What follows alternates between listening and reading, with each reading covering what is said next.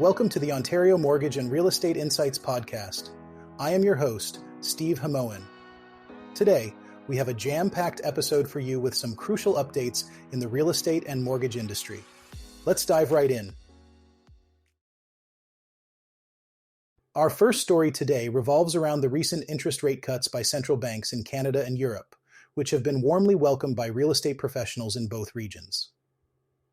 These cuts are expected to lower borrowing costs and potentially give a significant lift to the industry. This comes as many eyes are now turning towards the United States, where the Federal Reserve is expected to follow suit later this year. The European Central Bank recently cut rates by 25 basis points for three key interest rates. Specifically, rates on the main refinancing operations, the marginal lending facility, and the deposit facility have been decreased to 4.25%, 4.50%, and 3.75%, respectively. The ECB explained that, based on the inflation outlook, the dynamics of underlying inflation, and the strength of monetary policy, it is now appropriate to moderate the degree of monetary policy restriction after 9 months of holding rates steady. Meanwhile, Canada's central bank made its first cut in more than 4 years to its overnight lending rate, bringing it down to 4.75%. This is a significant move for a property industry that has been grappling with a slowdown driven by a 22-year high in the Bank of Canada's policy rate.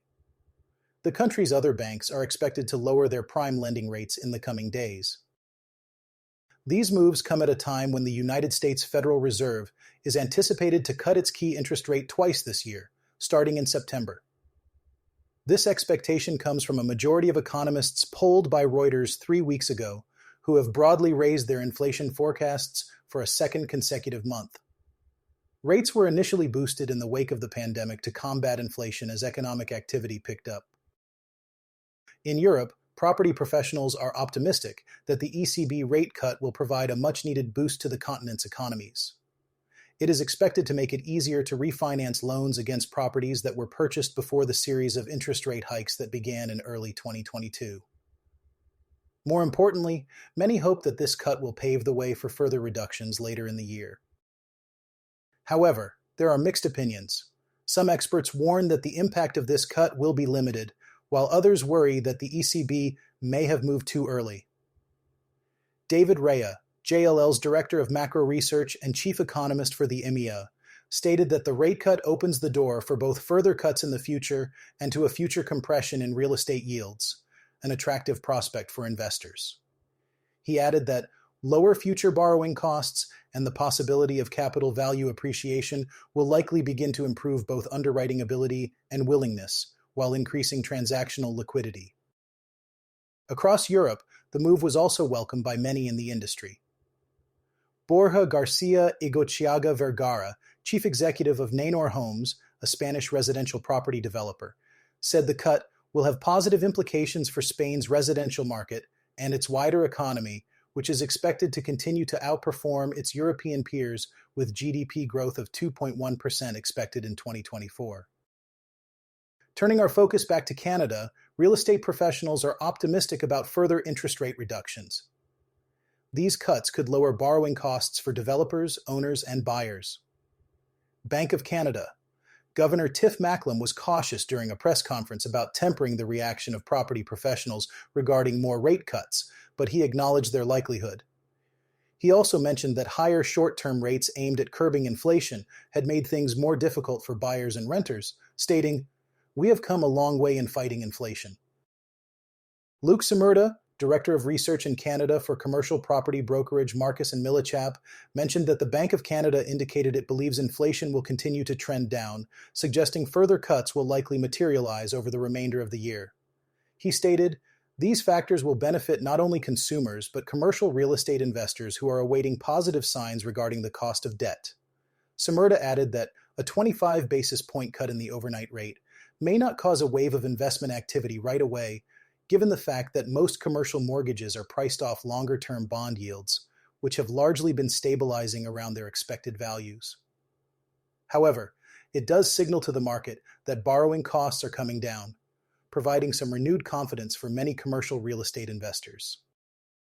Phil Soper, President and Chief Executive Officer of Royal LePage, one of Canada's largest residential brokerages, agreed that the interest rate cut is a welcome sign for those considering getting back into the market. He said, "Our research indicates that half of the sidelined homebuyers in Canada plan to resume their home search plans once the bank rate begins to drop. This will no doubt spark activity and put upward pressure on home prices in the second half of the year." In today's weekly Mortgage Digest, we are seeing a noticeable shift in consumer behavior as economic pressures mount. According to the latest RBC Consumer Spending Tracker, Canadians are pulling back on spending. This trend is becoming more apparent as higher interest rates and persistent inflation force consumers to tighten their budgets. Recent data from the Bank of Canada also show that Canadian households are cutting back on their spending. Household credit advanced just 3.4%, or $96.2 billion, to $2.95 trillion in May. This marks a return to deceleration in annual growth, potentially peaking for the year. The rate of change is now just 0.2 points above the rate reported in October, which was the lowest in over 30 years. Retail sales have continued to decline in the second quarter of 2024, marking 6 out of 7 months of negative growth. Rising debt service costs and the return of student loan payments are significant factors in this pullback. Despite some relief in specific areas like gasoline prices, the overall cost of living remains high, leading to reduced spending on discretionary items such as dining out and non-essential goods. Low-income households are feeling the impact most acutely, often turning to savings or credit to cover everyday expenses. With these financial strains, many Canadians are finding it difficult to maintain their previous spending levels. While there is cautious optimism that consumer headwinds might ease in the latter half of the year, particularly if interest rates are cut, the immediate outlook suggests continued economic caution among Canadian consumers. Carrie Freestone, the report author, noted, "Consumer spending continues to show signs of stress as many wait for the impact of the Bank of Canada rate cuts to filter through to mortgage interest costs." She added, "Canadians renewing fixed-rate mortgages in 2024 still face significantly higher rates, which will cut into broader purchasing power."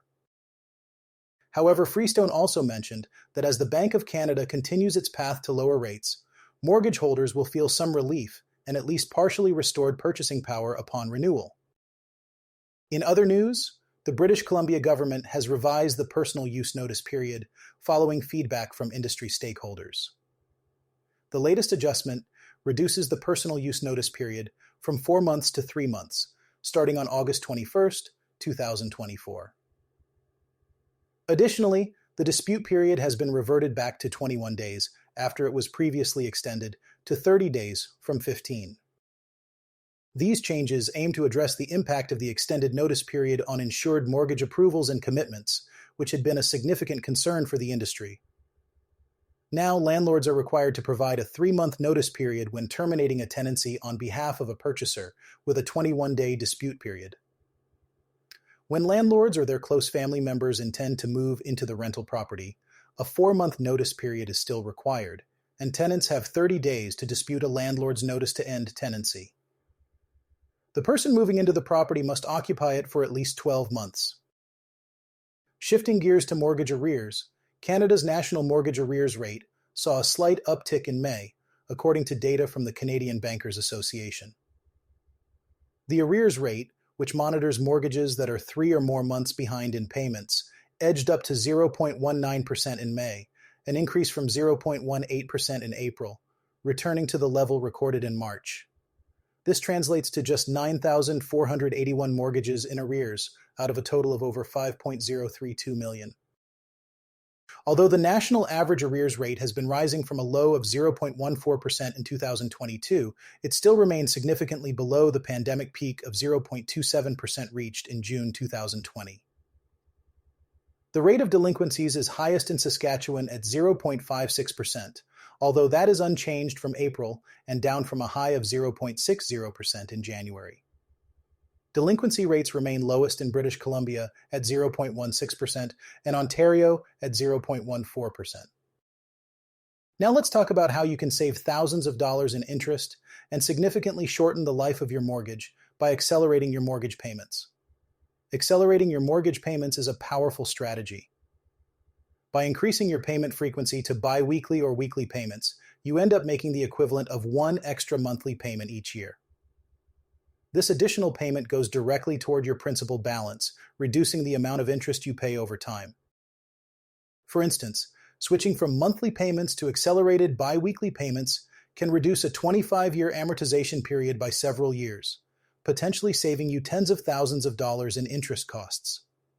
For example, by sticking with monthly payments on a $400,000 mortgage at a 5% interest rate with a 25-year amortization, you will pay approximately $233,000 in interest over the life of the loan. However, by switching to accelerated bi-weekly payments, you could cut your amortization by over 4 years and save more than $44,000 in interest. In other snippets, Canada's job numbers fell short of expectations in July. Statistics Canada reported a net loss of 2,800 jobs in July, with 62,000 full-time positions gained, but 64,000 part-time jobs lost. Economists had expected a gain of 25,000 jobs. The unemployment rate held steady at 6.4%, though rates for recent immigrants and youth continued to rise. TD economist Leslie Preston noted that the report reflects a cooling labor market, supporting the Bank of Canada's gradual pace of rate cuts. Average hourly wages increased by 5.2% year-over-year to $34.97. Canada's international merchandise trade balance swung back into surplus in June, reporting a $0.6 billion surplus, according to Statistics Canada. This follows a $1.6 billion deficit in May and exceeded expectations of another $2 billion deficit. The shift was driven by a faster rise in exports, particularly in energy products and metal and non-metallic mineral products. National Bank economists highlighted that increased exports to Asian markets, bolstered by the Trans Mountain Pipeline expansion, played a significant role. However, despite the surplus, National Bank notes that the trade in goods is expected to have a negative impact on second quarter GDP growth. Lastly, in the United States, credit card debt has hit a record high of $1.14 trillion in the second quarter of 2024. This marks a 10.8% rise from a year ago, though slightly down from the 13.1% increase in the first quarter. Credit card debt has grown at double-digit rates for 9 consecutive quarters since the Federal Reserve began raising interest rates in 2022. Despite moderating inflation, elevated prices, the resumption of student loan payments, and shrinking household savings have driven low-income households to rely more on credit for daily expenses.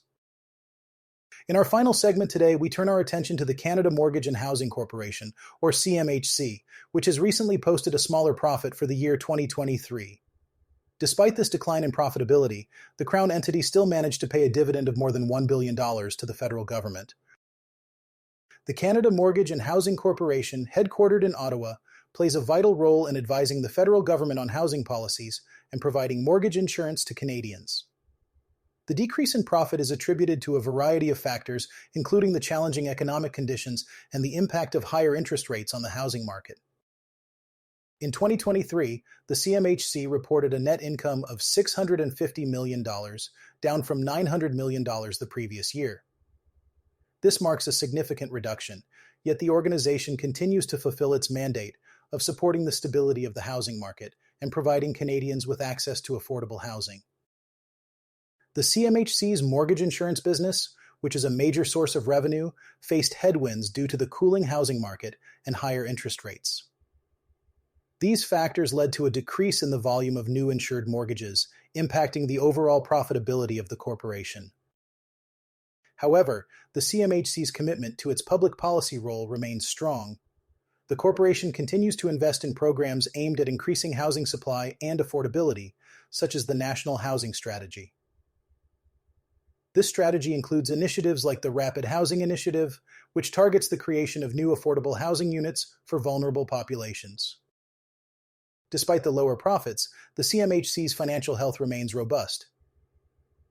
The corporation's total assets at the end of 2023 were valued at over $250 billion. This strong financial position enables the CMHC to continue its work in supporting the housing market and providing essential services to Canadians. In conclusion, while the Canada Mortgage and Housing Corporation has faced challenges over the past year, its ongoing efforts to support the housing market and provide affordable housing solutions remain unwavering. The smaller profit does not detract from the corporation's significant contributions to the Canadian housing landscape. That wraps up today's episode of Ontario Mortgage and Real Estate Insights podcast. Thank you for joining me, Steve Hamoan, as we navigated through these important updates in the real estate and mortgage industry. Stay tuned for our next episode, where we'll continue to bring you the latest insights and developments. Have a great day.